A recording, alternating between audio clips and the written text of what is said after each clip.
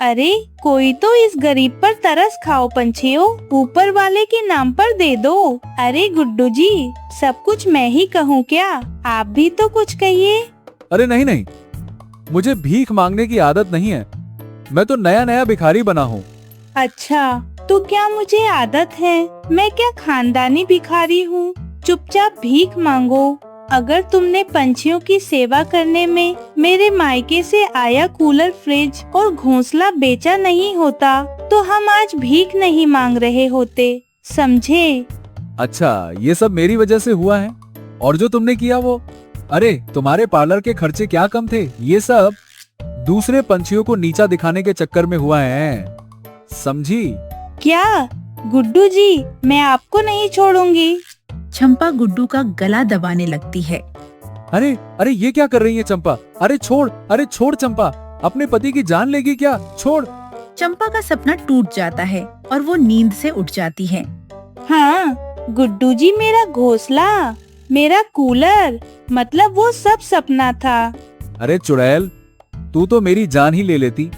कैसा सपना देखा तुमने चंपा, जिसमें तुम्हें अपने ही पति का गला दबाना पड़ा?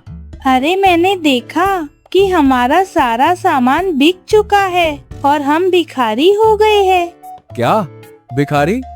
हा, ये तो अगले 7 जन्म में भी नहीं होगा, क्योंकि हमारे जैसा अमीर इस पूरे जंगल में कोई नहीं है।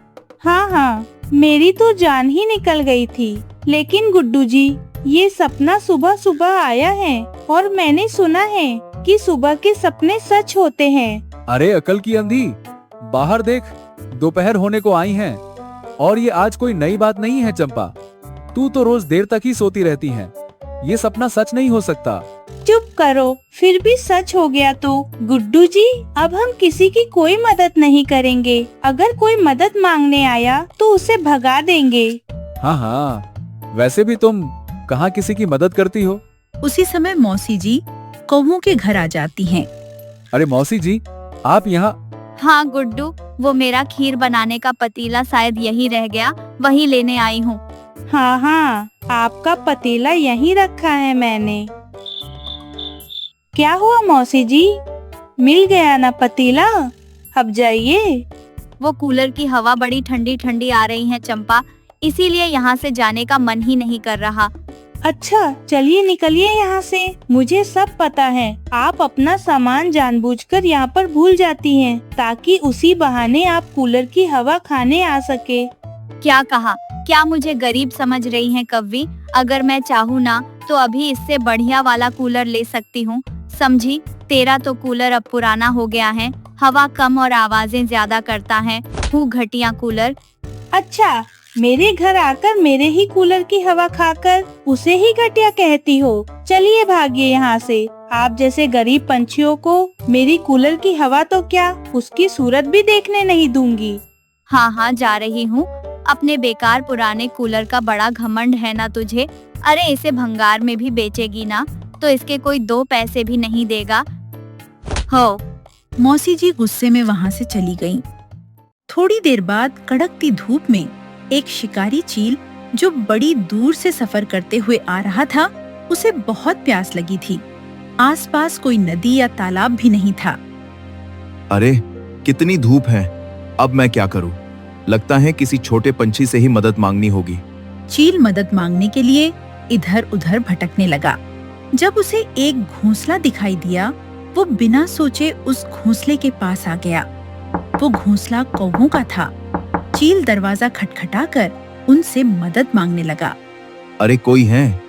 मुझे बहुत प्यास लगी है, क्या कोई मेरी मदद करेगा? चील की आवाज सुनकर चंपा खिड़की से देखने लगी। अरे ओ चील, तुझे कब से किसी की मदद की जरूरत पड़ने लगी? तू तो शिकारी पंछी है। हाँ कव्वी, मैं जानता हूँ, मैं एक शिकारी हूँ, इसीलिए तुम्हें मेरी मदद करने में संकोच हो रहा है। लेकिन मेरा यकीन करो, मैं तुम्हें कोई नुकसान नहीं पहुँचाऊंगा। मुझे बस थोड़ा सा पानी दे दो। अरे, जिसे देखो वो मदद मांगने चला आता है। अगर ऐसे ही पंछियों की मदद करूंगी तो मैं सच में भिखारी हो जाऊंगी। देखो चील, मैंने और गुड्डू जी ने आज ही ये फैसला किया है कि हम किसी की मदद नहीं करेंगे, ना बाबा ना हमें नहीं बनना फिर से गरीब। चलो अब भागो यहाँ से। चील निराश होकर वहाँ से चला जाता है और एक पेड़ पर आकर बैठ जाता है। मुझे तो नहीं लगता कि इस जंगल में कोई मेरी मदद करेगा, लेकिन क्या करूं? मेरा जंगल यहाँ से बहुत दूर है, तब तक मैं प्यासा भी नहीं रह सकता। तभी उसे नीलू चिड़िया का घोंसला दिखाई देता है। हाँ, एक बार इस घोंसले में कोशिश करके देखता हूँ। चील घोंसले के पास जाता है और आवाज लगाते हुए मदद मांगता है। तभी उसकी आवाज सुनकर अंदर से नीलू चिड़िया बाहर आ गई, लेकिन चील को देखकर नीलू डर गई। आप कौन हैं? और आपको कैसी मदद चाहिए? चिड़िया, मैं बहुत दूर से सफर करते हुए आ रहा हूँ और मुझे अभी बहुत दूर भी जाना है। मुझे बस थोड़ा सा पानी चाहिए, मैं बहुत देर से प्यासा हूँ। अच्छा रुकिए, मैं आपको पानी देती हूँ। नीलू ज्यादा कुछ सोचे बिना चील को पानी दे देती है। बहुत देर से प्यासा चील फाइनली पूरा पानी पी जाता है। आह, अब मुझे अच्छा लग रहा है। चिड़िया, मैं तुम्हारा शुक्रिया कैसे करूं? अरे इसमें शुक्रिया कैसा? ये पानी बोतल लीजिए, ये पानी की बोतल रख लीजिए। आपको दूर जाना है ना, आपके काम आएगी। तुम्हारा बहुत बहुत शुक्रिया चिड़िया। अगर कभी मुझे मौका मिलेगा तो मैं तुम्हारा ये एहसान चुका दूंगा, ये मेरा वादा है। इतना बोलकर चील वहाँ से चला गया। अरे बाप रे, मुझे तो लगा ये शिकारी चील मुझे खा ना जाए। कुछ ही दिन बाद चील अपने घर पहुँच जाता है। घर जाने के बाद उसने सारी घटना अपनी पत्नी को बता दी कि कैसे एक चिड़िया ने उसकी मदद की। अच्छा, ऊपर वाले का लाख लाख शुक्र है कि आपको समय में पानी मिल गया, लेकिन हमें उस चिड़िया को सिर्फ शुक्रिया नहीं कहना चाहिए, हमें भी उसके लिए कुछ करना चाहिए। हाँ, तुम सही कह रही हो, लेकिन हम ऐसा क्या करें? तुम ही बताओ। मेरे पास एक आइडिया है।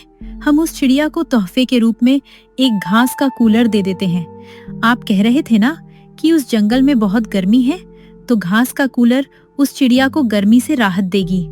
वाह, तुम्हारा ये आइडिया तो सच में बहुत बढ़िया है। मैं अभी पोपट से कहकर कूलर उस चिड़िया के घर भेज देता हूँ। चील तुरंत अपने नौकरों को बुलाकर उन्हें नीलू का पता बताकर घास का कूलर नीलू के घर पहुंचाने के लिए कह देता है। ठीक है सेठ जी, हम अभी जाते हैं। पोपट और उसका साथी दोनों कूलर लेकर नीलू के घर जा रहे थे। तभी उन्हें चंपा कौवी देख लेती हैं।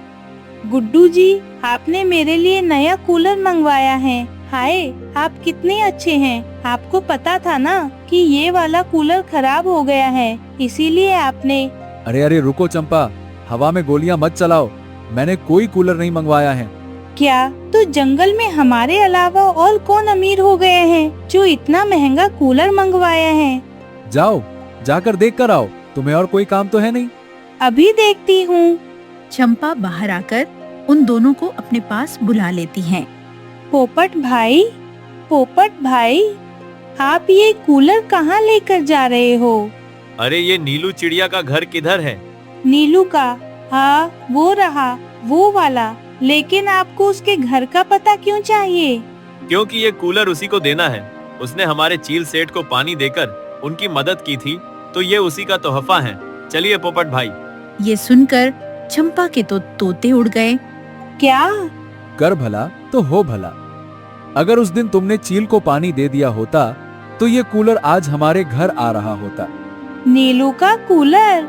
हाय रे मेरी फूटी किस्मत। पोपट वो कूलर नीलू को दे देते हैं। नीलू और उसके बच्चे और मौसी जी कूलर को देखकर बहुत खुश हो गए। वाह वाह नीलू, तूने तो कमाल ही कर दिया। तूने उस चील की मदद करके बड़ा अच्छा काम किया है। अगर मुझे पता होता ना कि वो चील इतना अमीर है, तो मैं तो उसे भरपेट खाना खिलाती। अरे मौसी जी, मतलब के लिए किसी की मदद थोड़ी ही की जाती है। ये तो उस चील का बड़कपन है कि मैंने की हुई छोटी सी मदद उसने याद रखी। जब ये बात चंपा को पता चली तो वो बहुत गुस्से में आ गई।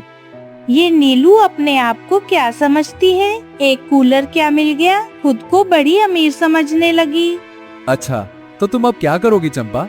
क्या करूँगी काका, सब तुम्हारे कारण ही तो है। भिखारी ना बन जाए, उसके चक्कर में उस चील की मदद नहीं किए, नहीं तो आज हमारे पास एक नया कूलर होता। अब रहो अपने इस खटारे कूलर के साथ। तो दोस्तों, आप भी हमारी तरह मत करना। किसी की आप मदद कर सकते हो तो आप जरूर करना। और हाँ, लाइक, कमेंट और सब्सक्राइब करके जरूर जाना। मिलते हैं अगले वीडियो में।